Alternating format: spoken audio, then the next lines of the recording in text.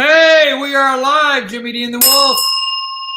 We are trying to get our guest on, but technical difficulties. Ffej is supposed to join us today, and trying to get him in. I don't know. Technology, you know. Yeah, he said he's in the guest room. Yeah, that's what he told me, but I don't see him. So maybe we have rooms we don't know about. Could be. Well, I'm Place is bigger than we thought. It is the internet. It's a pretty big place. Pretty big place. You know, the thing I think about, everybody's creating content and it gets more and more. I mean, this is not really related to the internet, but it is somewhat. A lot of people store their stuff on cloud-based, and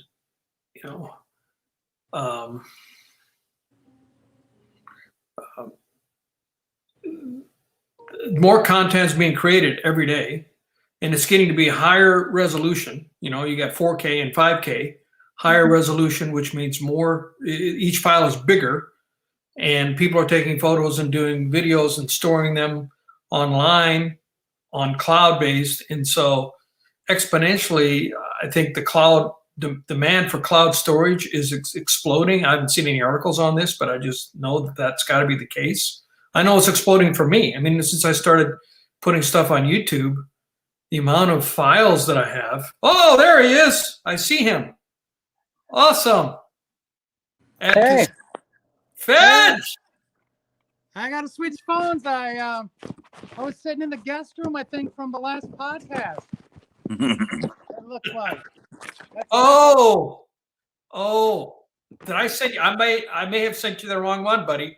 My apologies. Maybe you sent me the one from last time. It's all right. I have those two phones like I was telling you about. Actually came in pretty handy for once. They do, man. I got three, and I actually need all three of them. Well, I only need half of one. Only need half of the two that I have. Right. But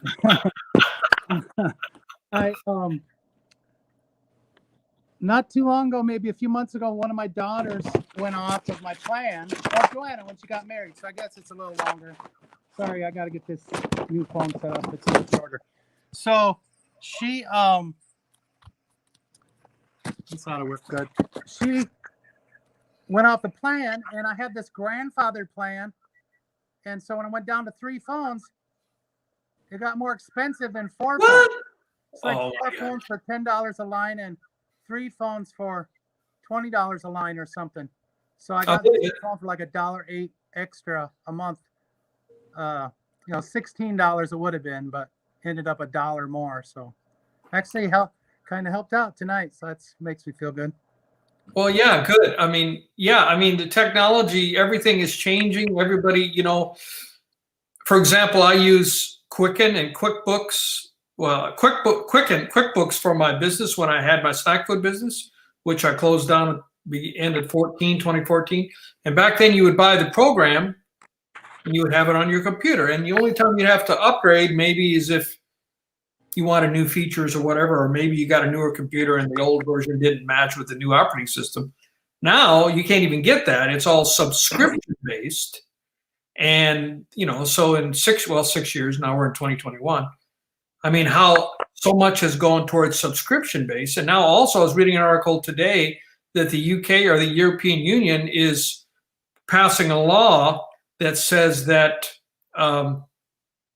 electronics sold in the EU have to be repairable, because it used to be, there were repair shops on the corner, so you walk in, remember here and there used to be a shop, you'd go in, the guy would repair radios and all kinds of stuff.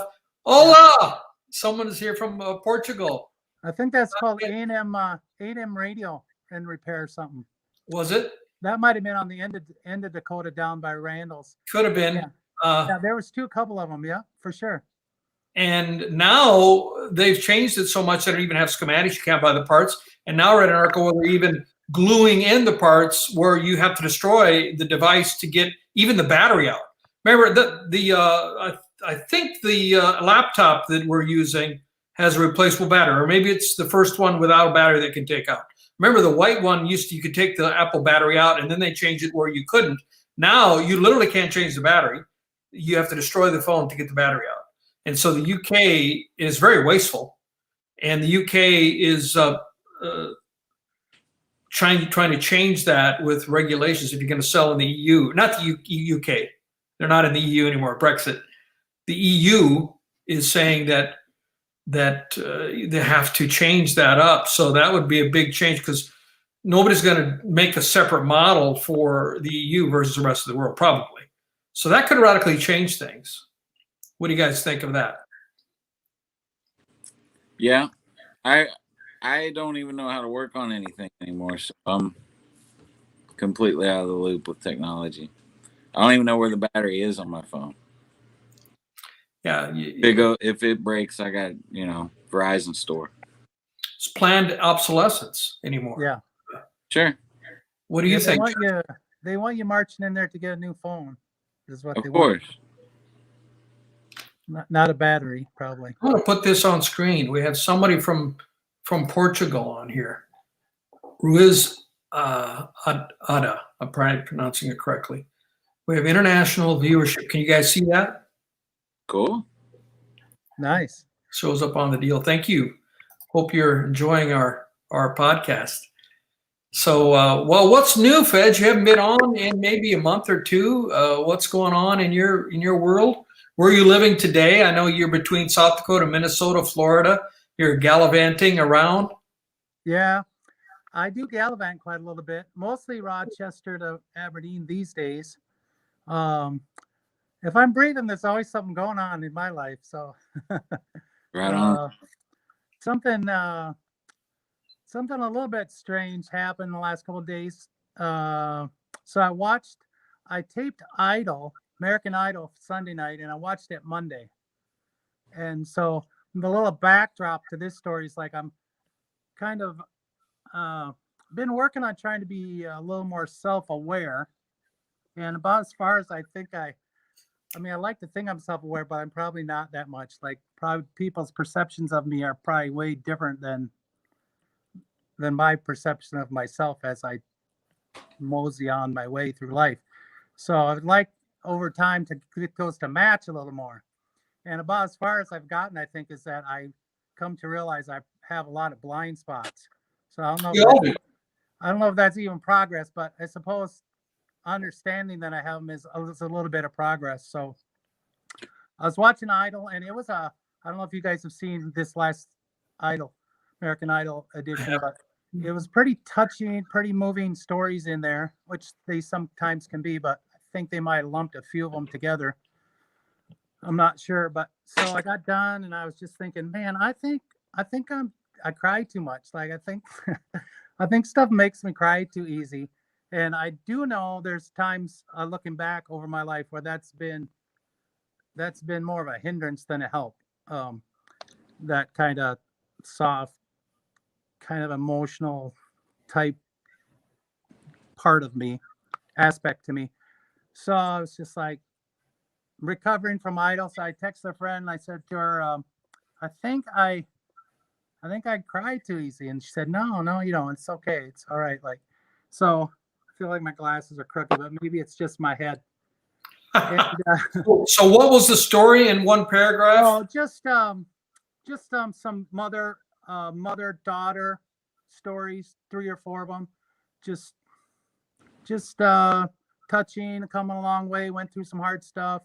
One towards the end, the very end, was they had been living in a car quite a bit of their life, the mom and the daughter and such. And so anyway, it's a pretty touching episode, and probably maybe I'm overreacting, but I went to bed. One of the last things I did was sent this message and went to sleep. And I woke up in the morning, and it's like 9 o'clock ish, or maybe 8 to 9 ish is pretty common for me to wake up and grab my phone, check a couple things, and then about the second thing on my newsfeed is Ryan Seacrest has emotional night as he watches Sunday Idol back. Right, like even Ryan Seacrest, who was hosting the episode, had an emotional time with it. So I'm like, hey, I'm only as weird as Ryan Seacrest, right? So that's a pretty successful guy to be at the Yeah, same so I'm level. like, okay, maybe this one I am seeing myself the way the rest of the world is, like we're a little closer. And but this is the bigger point I want to make that comes across in my life sometimes. I feel like, you know how they have these algorithms and stuff gets sent to your phone, and like I feel like I think something and then it shows up on my phone almost. Or like Almost. I think about sending a text, or I send a text with a word in it, and that's what's kind of been on my mind today. It's like, okay, send this text about American Idol. I wake up and was there like instead of an algorithm guy, a Ffej rhythm guy saying, hey, we got to get Ryan Seacrest up in the news feed, send it to that person that just talked about American Idol and his message. And it's kind of a deeper concept that's been going through my mind, but it feels like there's a lot of stuff going on there. That stuff shows up on my phone and it feels like I'm just thinking about it. I'm sure I clicked on something or I'm leaning in some topic a certain way, but today it really felt that way. Like at first I was real excited. Hey, Ryan Seacrest and I, we ticked the same way. And then I got to thinking, hey, wait a second. Why was that the first thing that showed up on my phone this morning? So I was just wondering if you guys experience all the time. Synchronicity.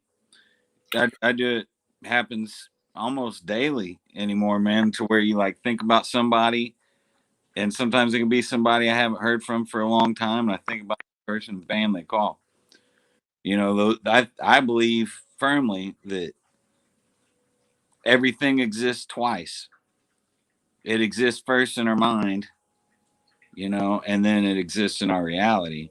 and then the Everything universe trots it out, huh? we're sitting in existed in somebody's mind first.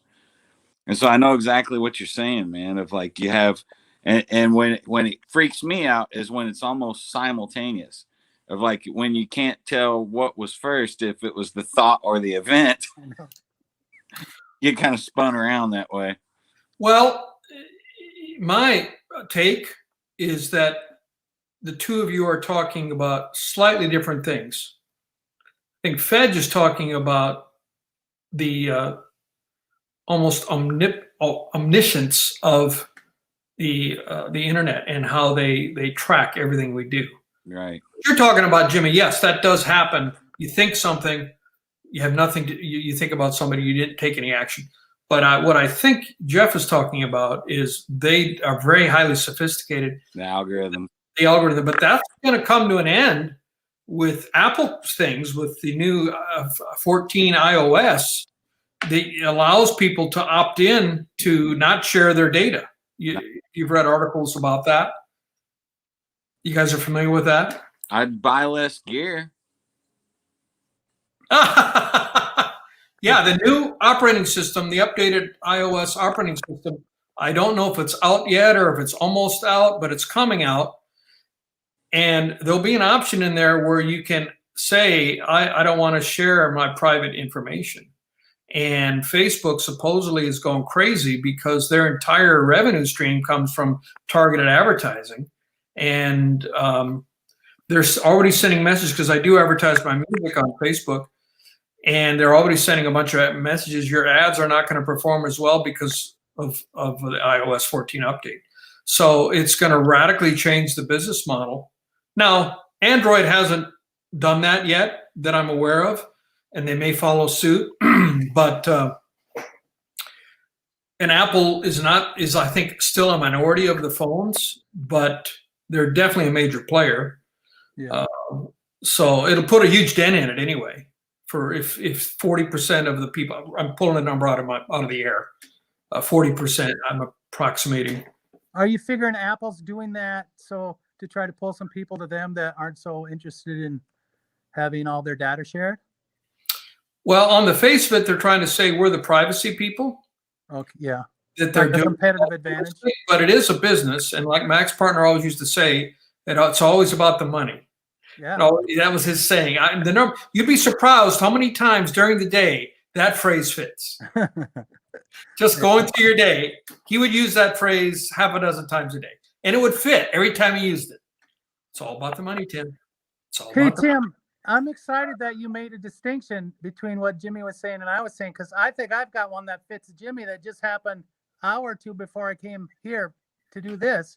Okay. So I stop at Casey's when I'm out and about, and it's not a work day, and get a glass of ice, 32 ounces, styrofoam cup, glass of ice, 27 cents.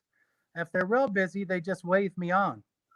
Don't worry about it, Jeff. It's fine. But I like to get gas here because it's 3rd and Dakota down here. It's on the way to work, right? And on the way home from work. So I know everybody in there. And I was thinking, so this is right up your alley, Jimmy. I was thinking 2 or 3 days ago, 27 cents. And I was pricing out styrofoam cups at the store. It's like, that's at minimum a bunch of free ice, because I'm starting to collect up these cups over time. I have a couple dozen probably around that. I'm like, that's a pretty good deal. And wouldn't you know it, today I give the 27 cents, say, hey, how's it going? She goes, hey, Jeff, just to let you know, that went up to 52 cents.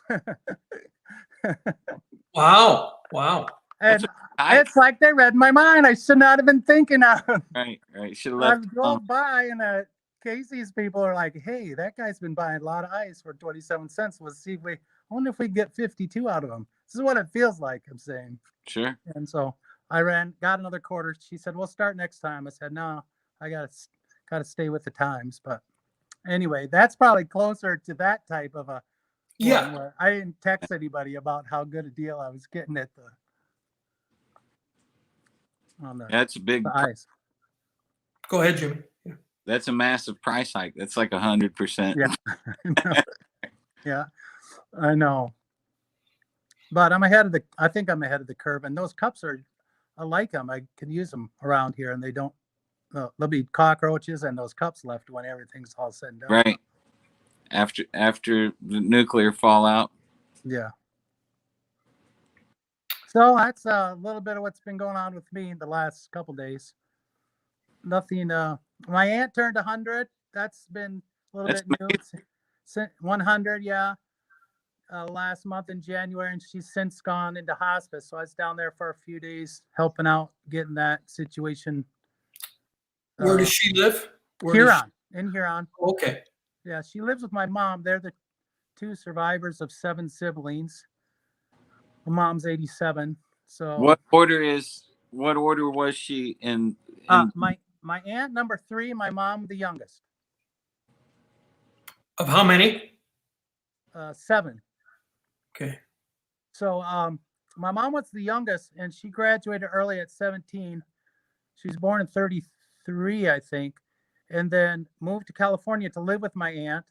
I worked for the Department of Navy, met my dad, was married to him for 19 years. Then they divorced in 75. She went back to live with my aunt and has been living with her ever since. They lived here for about 3 years with us in Aberdeen a few years ago, and they live in Huron now. So it's interesting. Geriatrics is not a forte of mine. I wish it was. I wish I could say it was, and I wish it was, both of those, but it's not, and I can't say that it is, but I do the best I can. You got a shout out, Ffej. Davis. Yeah, my sister Kathy. You might remember her, Tim. She's a little close. She's an 80 grad, so she's a little closer to you. Yeah. Give you a shout out, so I put it on the screen for you. 2019 World Series champions. That's Nats, probably. World Series champions. Who was the 2019? The Nationals. They live out. Okay. I think Woodbridge, Virginia. You can't see the screen when I put it on there. I put it on. I can see it when you put it on. Yeah. Okay. That would be the Nationals. That was a pretty small. I couldn't see what team that was by looking. I couldn't either. They're national fans out there. Those guys. They live in DC or area. There, yeah. Woodbridge, Virginia. Okay. Yeah. I used to live in Delaware, and I used to hang with people that lived in DC and Virginia and that area. That whole mid-Atlantic seaboard. I had great memories. It was sure. Yeah. Delaware's not too big, so wherever you were is probably about as far away as they are. Right. Yeah. Delaware. I mean, we used to go to the beach down in Delaware, and there'd be a lot of people from DC that would come to the Delaware beach and have a beach house for the weekend, and so you'd rub shoulders with a bunch of DC people. And sure. When was that? What years did you live there? 80s, in the 80s. Okay. So Yeah. Nice. yeah, it was fun. So what else we want to talk about, guys? What else is new? Texas just lifted all of the COVID restrictions like an hour ago. Oh, I didn't hear that. Texas is all the way open. All the way open for business. No mask mandate. Businesses 100% open, the whole bit. Well, I think South Dakota has been wide open forever, right? Never did any shutdown, right, Jeff? That's correct. So we could start gigging in Texas and South Dakota. There you go. Have the numbers? Did it affect the numbers at all? I mean, is it higher in South Dakota than it is anywhere else, or? Well, we I don't think testing from what I don't spend much time. The first like 6 weeks of COVID, I had a notepad and everything. Like I can't do that. I can't do that any longer. So I kind of went the other way. But I think we had our turn at having spikes and that sort of thing, like anybody else did. One per capita, we're eighth the most in deaths per capita. So that's a little bit up there for the states. But guys, I'm so neutral on these topics like COVID and other big topics. I don't have any friends really when it comes to both sides think I'm goofy. So I like it. I did get the first through the VA. They called me and said they had a test for me. So I got the first half of the Moderna test. And I'm thinking maybe I should just get the first half of one just to point out how centrist I am. Just get the first half of one, and then I don't have to say I got it, and I don't have to say I didn't get it. I could just sit in the middle. But yeah, 4 weeks from the day I got it, I have to so I got it Friday. I have to go get it. Oh, so you did? I'm not even thinking about that. I am planning on seeing my doctor for my annual checkup. Yeah. Well, this month. This is March already, and ask him about getting on the schedule. I don't know if I'm in the right age. I think I'm too young to be in the priority list in Tennessee yet. I don't know. Mine came through the VA system, so they called me and said they had a test for me if I wanted it. So you mean a vaccine, not a test? Vaccine, yeah. I'm sorry, yeah. Vaccine, I need to be saying, yeah. So, well, I mean, it's a serious thing. I mean, there are two young women in my church that were the leader of my church group, or the leader in the worship. I play in the worship band, and the lead of the vocalist side of it. There's a music director side, which is in charge of the instruments, and then there's the woman who leads the worship, I guess, and organizes the singers. And she's 30-ish, and I think she's 31. Very fit. Used to work at a gym till just recently, so I don't think any underlying conditions. And she made a comment about how she says, well, we have to lower the key on this song because I can't hit those high notes. Maybe in a month I can, and I don't have the lung capacity. And I asked her, because I said, well, what's wrong? She says, I'm still lingering from COVID, which she had last year. Mm-hmm. And she said, I can't run, I can't work out. And then the other there were three vocalists. The other vocalist said, who's I think 18, she's still in high school, I think. And she said, I had it last year, in the middle of last year, and I'm still not back. As far as they're calling some of them long haulers or something, I think. Yeah, I've heard that term, long haulers. And as far as I can tell, I mean, I don't know these young women's medical history, underlying conditions kind of stuff, but by appearances, they certainly look, completely healthy. And yet, especially I was surprised at the teenager. She still got lingering. So it's no joke, man. It's no joke. But I mean, small percentage of people get it. I mean.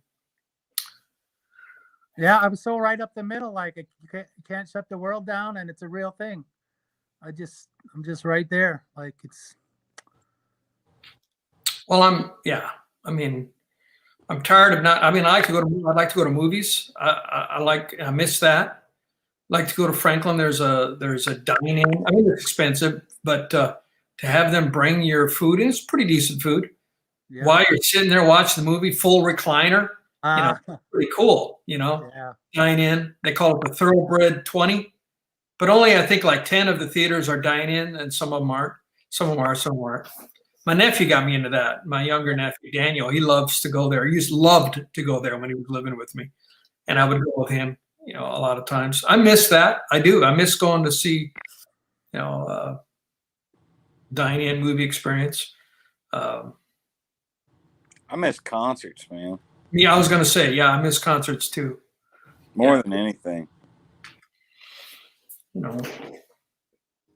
Yeah. I guess we took a lot for granted, maybe, and maybe we won't again. We probably touched on that, or you guys might have in some of your podcasts by yourselves, but what do you miss, Ffej? I kind of miss garden variety church, like with the same amount of maskless people as there would have been if it hadn't come about. I go once in a while, but mostly I do have a lot of churches I get to watch online that never would have come up with the idea of putting themselves online. But it's just a little different. It's better in South Dakota, I think, than most places, but it's just Everything's up. It's not everybody. Even in South Dakota, not everybody is there that would have been. Yeah, my church, I would say, I haven't seen the numbers. And I just from the stage when I play in the worship band, which is every Sunday, pretty much. I don't think I missed this. Anyway, it looks like 50% of normal. And, that's hard for churches because people out of sight, out of mind, people aren't attending. And then often I think the churches depend on financial support from people, giving in the daily or the weekly offerings. And if people aren't there, it's easy probably then maybe people are still sending it in. I don't know, but I'm going to guess that 2020, the average of church financials were down from previous 5-year average. I think that's a pretty safe assumption. And so stressful, you don't have people coming and you don't have the financial income, and just habits being broken. And here's a little bit of a tell how weird I am. I also, along with church, miss maskless poker. So there's a good combination for you. Church and gambling, it's like I don't know what to do. So us poker players, we try to convince ourselves that's not really gambling because you have so much control over when your money goes in. But no, it's gambling.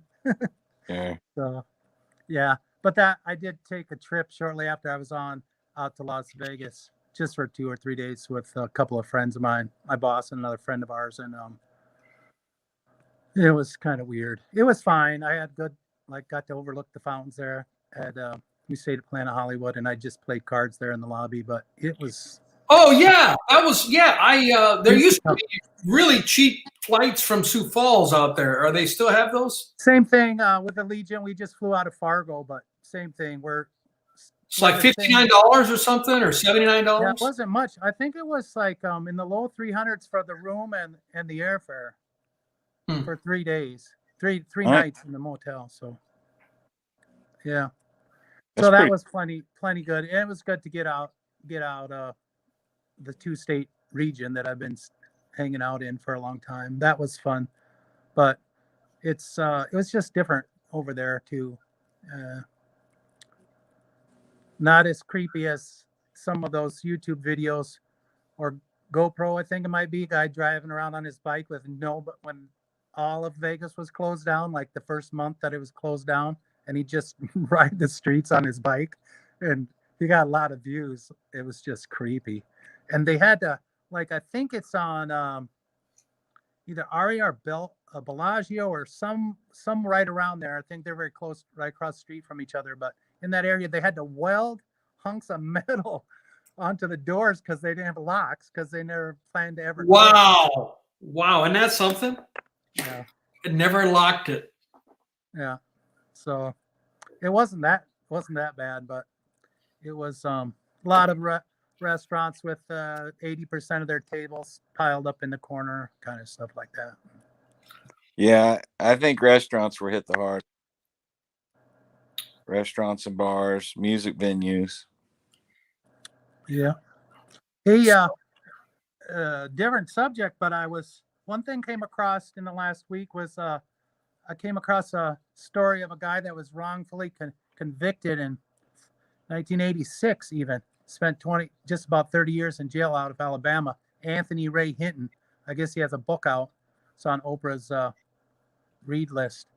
So that got me thinking a little bit about how much I whine about things in my life I wish were different. And a guy Well, like that, after about year 3, he said he decided he was just going to be joyful and kind of try to minister to the other inmates on death row and such. well, He was kind of framed in a way. yeah. Well, there's a story on Netflix now of a documentary of something that happened around 2003 or so. I can't remember what it's called, a long shot or something like that. Or it's about a guy who was Hispanic, lived in kind of the projects. His brother was a banger, a lot of bangers in LA, and gang in a gang. And Sure. there was a woman who had saw a shooting by one of the gang members, and she was going to testify, and she was murdered on the street. And the people who described the murderer, he looked similar. His head was shaved, he had a goatee, he was about the right age, and his brother was in that gang. So the prosecutors, they actually were forced later on. They actually did some dirty. I mean, not the prosecutors, the cops. The cops were actually reprimanded and actually were fired eventually. But they did some. Have you ever seen Making of a Murderer? That show on Netflix. I'm digressing a little bit. It's about they got a kid to confess. I mean, they get you in the room, and they can, especially some of these people are maybe they're below average IQ, and they manipulate them. The lawyers are present. They can get them to admit the stuff. And Making of a Murderer, they got this kid who was 17. He really didn't even understand. Actually, when it was all done, he said, "Can I go home now?" And he had just confessed to a murder. Anyway, that was a digression. So they got the bystanders were saying that he was the guy, and they literally they had a paper lineup of a bunch of pictures, and they circled this guy's picture. It's like, okay, who did you see? Who did you see? And the guy they wanted to frame, his picture was circled. I'm like, that's really neutral there, right, cops? And so he said, I was at the Dodger Stadium. I was watching the Dodgers play. And they says, well, can you prove it? He says, how can I prove it? I got the ticket stubs. That's not enough. And he said, well, they were shooting some kind of a special show. I don't know what it was, right in my section. And so he had a pit bull defending attorney. Mm-hmm. And the guy went and researched. He went to talk to the general counsel at the Dodger Stadium, or the Dodgers general counsel, got this guy to get on board. It's a public service thing. And they said, well, we did have this TV crew shooting, and they were shooting for, I don't know if you've ever seen the show, Curb Your Enthusiasm. The guy who did all the Seinfeld, he's really the guy behind all the Seinfeld. I can't remember his name. The comedian, he's a funny guy, balding Jewish guy. Not Larry David, or? Larry David, yeah, Larry David show, Curb Your Enthusiasm. Yeah. And they were filming an episode where he was literally at the show, and so the defender, his defending attorney, goes and looks at all the footage they had. They used just some of it for the show, looking for his client, and lo and behold, he was on there a couple times with the timestamp. And they demonstrated that he was definitely there. Well, the murder happened at like 10:30. The game got over about 9:30, 10 o'clock. He still would have had enough time. So they proved that he was actually there. But they said, well, he still had enough time to leave and go and shoot the person. So then they went and got his cell phone records and pinged him. You know, you can see what towers he was at, and he made a call home. He had his daughter there, his 5-year-old daughter, and she was on stand testifying. They asked her questions. What did your dad get you? And then they show the camera. He's in chains, in the orange suit, and he's got chains, and he's listening to his daughter testify. He is crying. I mean, it was moving. I cried. I mean, because it was like his daughter is on the stand. She really doesn't know what's going on. And bottom line, he got off. He got off because they pinged he called his wife, who was at home, at like 10:10, and it showed that he was still at the stadium because he was getting some things for her or whatever. And there was no way physically that he could have got across town and done the murder in 20 minutes. So he got off. And he was in prison for like 6 months, and he said that was pure hell alone. Yeah. And he said, and Larry David, of course, likes to say, yeah, I tell everybody at parties that I got a guy off for murder. You know, Larry David, can you imagine him playing it up? They interviewed him for this documentary. He's funny. He's playing it up. Yeah, we got this guy off for murder, or falsely accused of murder. So the point is, we don't understand. I mean, as a middle-class white American, we don't understand what it's like to be implicated just because you're in the wrong place at the wrong time. Maybe you have the wrong income, right? Wrong ethnicity. Yeah. It doesn't really matter why. I think the point I was making to myself. I mean, it does matter why on a whole another reason. If that's happening just because of any demographic reason, but just for the case that they want to wrap up a case, or let's give them the benefit of the doubt and say the prosecutors are just convinced of it, so they try to make it happen because they're convinced it happened, whatever, which is the best case scenario. Well, prosecutors, it's like you give them a call. I mean, they want to get a conviction. Yeah. They get so many convictions they can go on to private practice, big bucks. Yeah, as it's generally said, my ex-partner was gotten caught, and he was guilty actually, but he the guy said, well, these prosecutors, they get roughly 12 convictions, 12, 15, especially if they're good ones. They want big ones. They will use that to get a cushy job in private practice. So they want to get their ticket punch as soon as possible because you're not making much money as a prosecutor, so it's all about the money. Yeah. Had to fit that one in again. That's a theme of the night.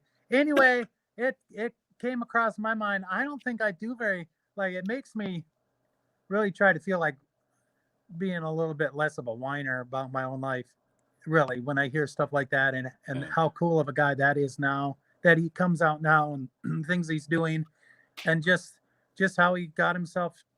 He said the first 3 years he was kind of a stick in the mud, but then he said, I must be here for some reason, stuck here. And he just looked for the reasons that were around him. But I don't know.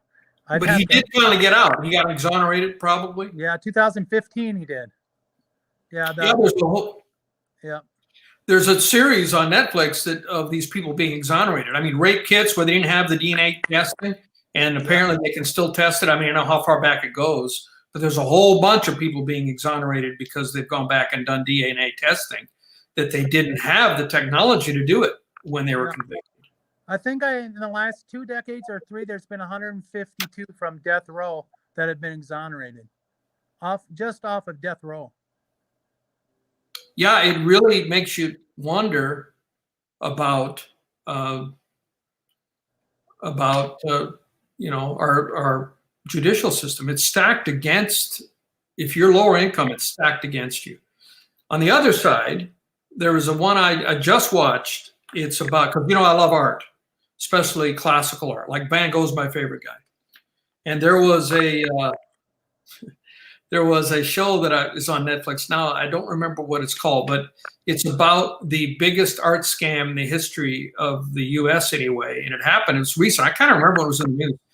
And it was 2016 when it was going on. That's like 5 years ago. And it was over $80 million worth of paintings. They were all abstract expressionism, like Pollock and Jackson Pollock and de Kooning and Rothko.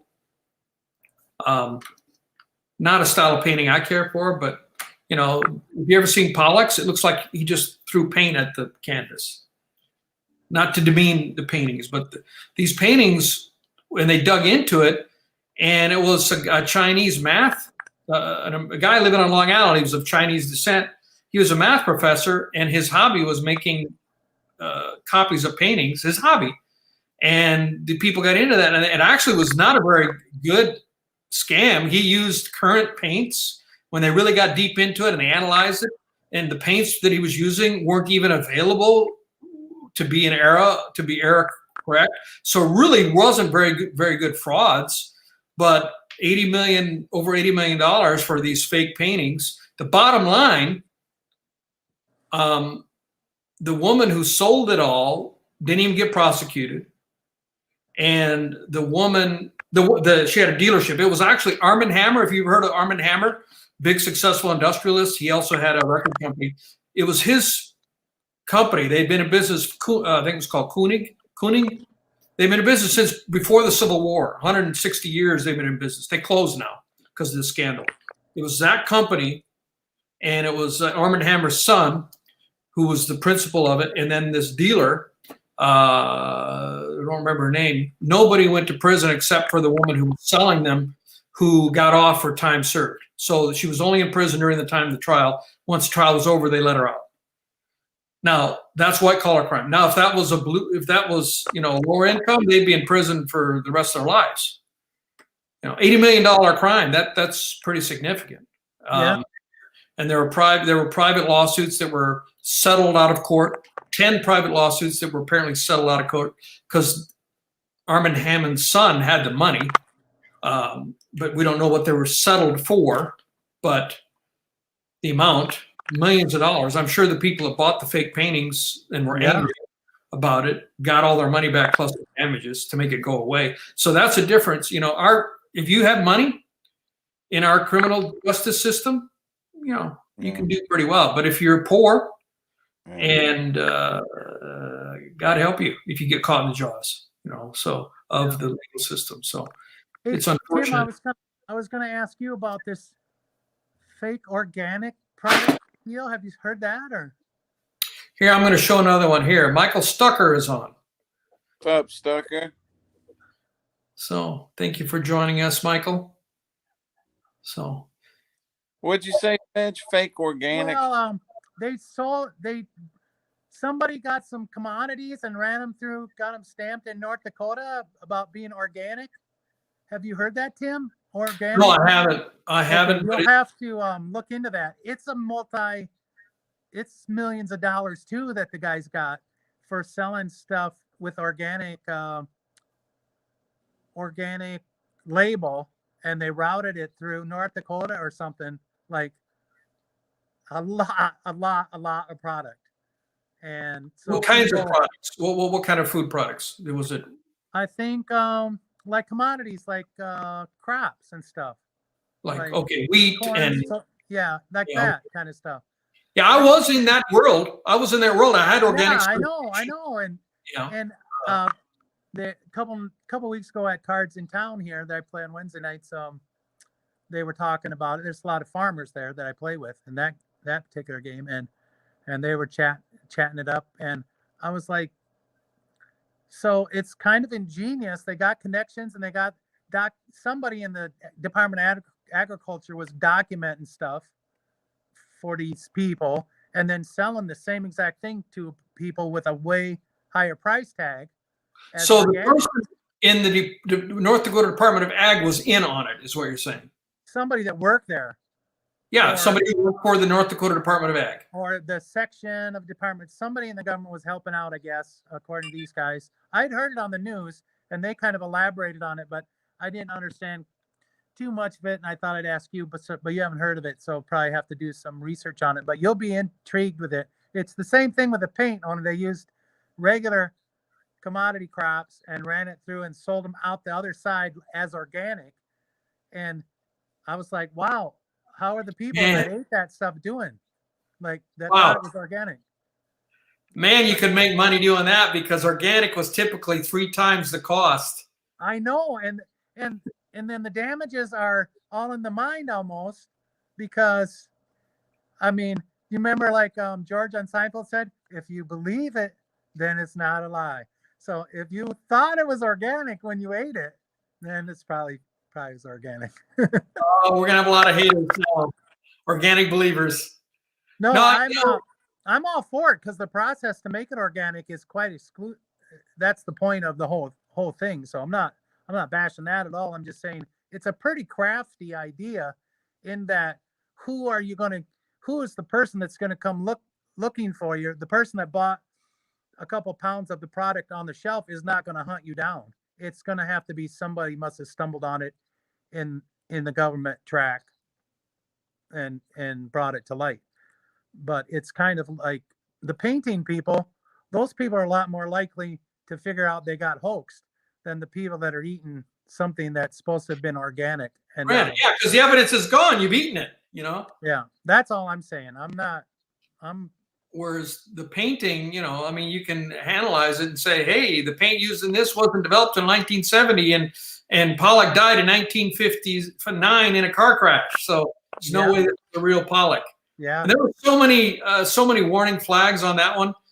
I mean, if you're not interested in art, it probably, I mean, these were paintings that there was no provenance on, that nobody had ever seen these paintings. They were in the style of those artists, but these specific works were supposedly bought directly from his studio when he was poor. And apparently that was true. Those guys were starving artists when they were alive. Right. You could have easily purchased from them. I mean, my number one guy, Van Gogh, he sold one painting in his lifetime. I mean, if it wasn't for his brother, Theo, he would have died of starvation.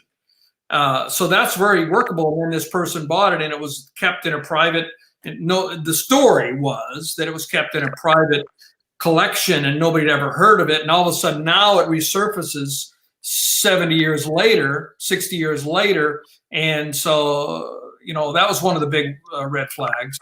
But everybody went along with it. They call it cognitive dissonance. Everybody wanted to believe that these were new masters that were found. And everybody just went along. There were a lot of red flags, but people explained them away, So I was thinking about our willingness to ignore, even when you're talking about millions of dollars, people are willing to ignore, want to believe. They can convince themselves because if they get them and they're real, then they'll, in this amount of years, they're worth this much more, and they were being sold below the market because the guy who painted them was selling them for like hundreds of dollars, and they would sell them to the gallery for like under $1 million, 800,000, and the gallery would sell them for $20 million. Yeah, like mortgages. The artist, he goes to a showing. And he sees one of his paintings. He recognizes one of his paintings, and he sees it on the wall, and he sees the price tag of like $20 million. And he calls up the woman who was the go-between between the studio and him. We have to talk. I need to get paid more. He's back in Shanghai, and they went and found him and tried to interview him, and he didn't want to talk to him. China's not going to extradite him, so he got off. He fled to Shanghai. He's a Chinese nationalist, so nobody really went to jail. Well, nobody was really hurt. I mean, these are all multimillionaires. But if you spend if you spend $20 million on a painting, you're worth a lot. Yeah. Yeah, you're probably not taking a line of credit out to buy that painting, I suppose.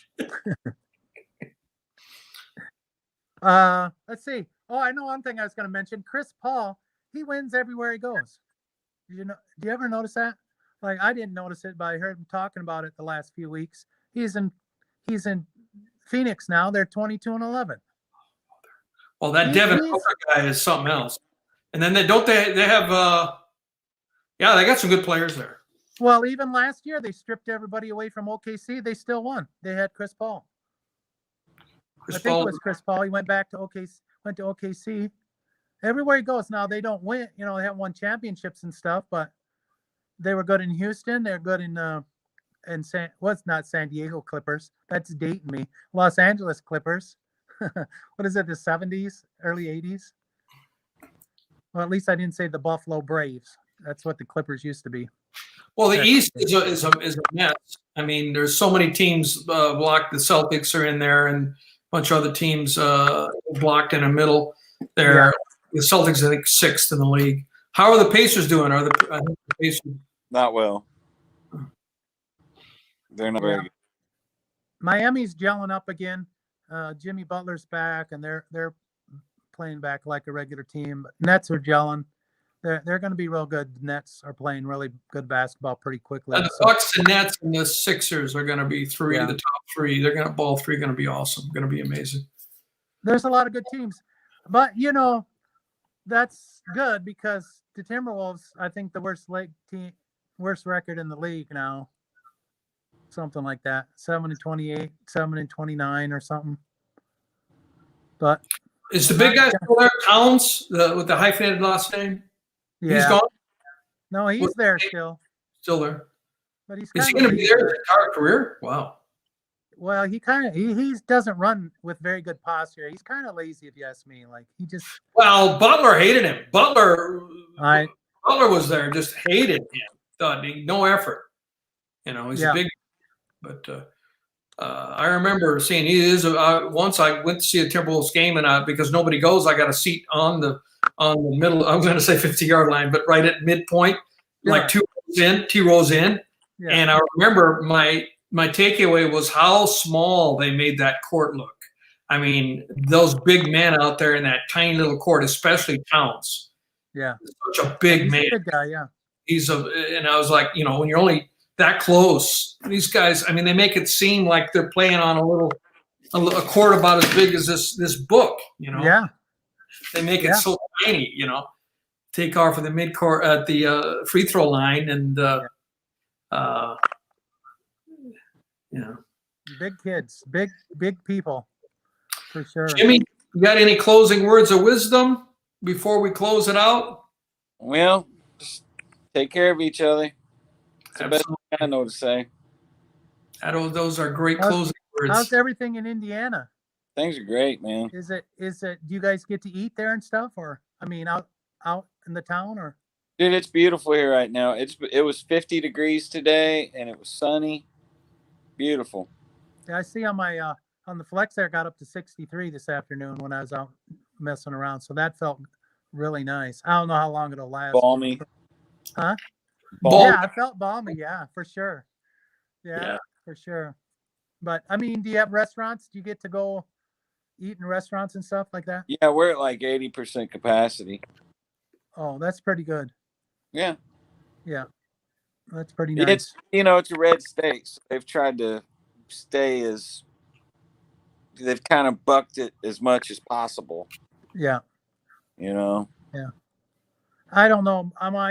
Back to that, I guess, close out with that, but I don't know if there was a good strategy. There's not really a good strategy for these kind of things. There's probably better ones, but kind of, I guess every so often in humankind, these kind of things come around, I guess. Yeah, I would have hated to have been a politician in charge of deciding you're going to shut down and ruin the economy, or you're going to make more people die. It was an intractable problem. Try to get people to wear masks, and people don't want to wear masks. It's my freedom. I mean, I'm glad I'm not in politics on that one. I'll tell you that. It's certainly shined a spotlight on how fragile the whole thing is, from top to bottom. And how fragile I think our infrastructure is. I mean, look what happened in Texas.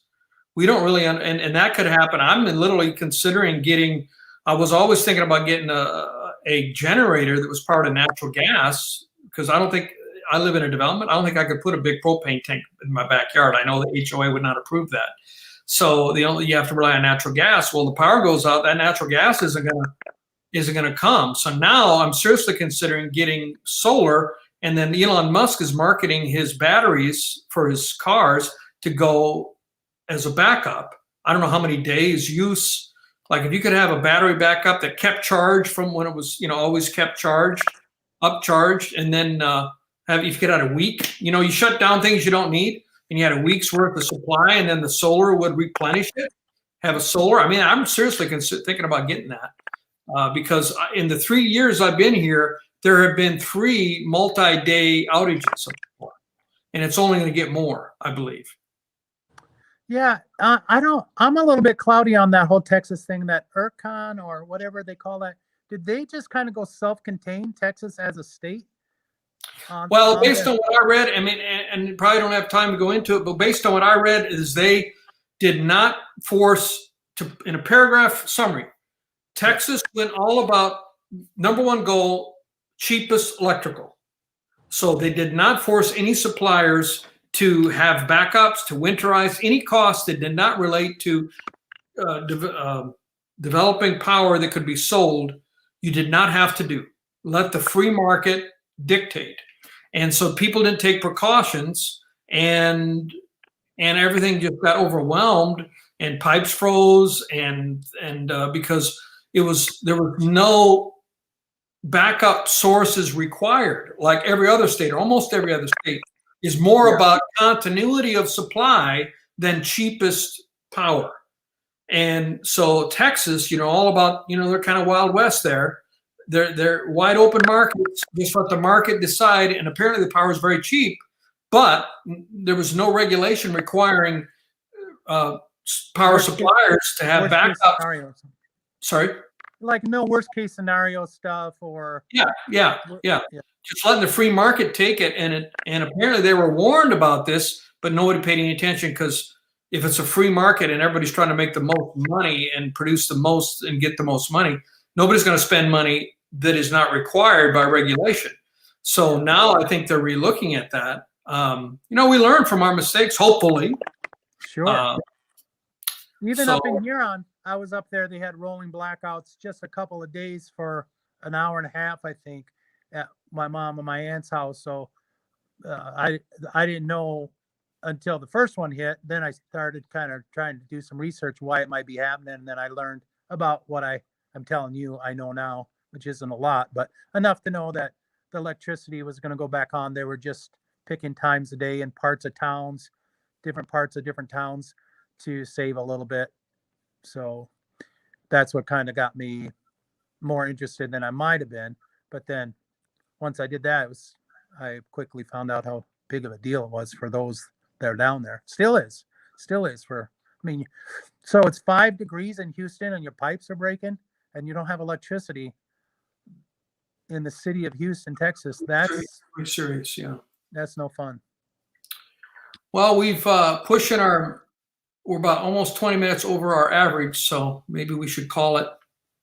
Okay. Peace. We don't want the chicken turning into a pumpkin.